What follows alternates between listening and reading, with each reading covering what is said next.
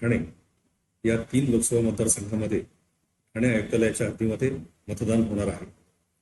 लोकसभा निवडणुकीचा हा 5वा टप्पा आपल्याकडे पार पडत आहे.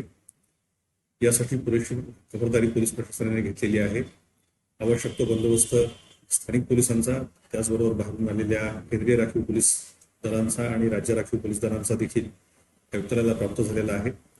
त्यामुळं या निवडणुका निर्भयपणे आणि निष्पक्षपणे पार पडाव्यात यासाठी पोलीस यंत्रणा पूर्णपणे सुसज्ज आहे.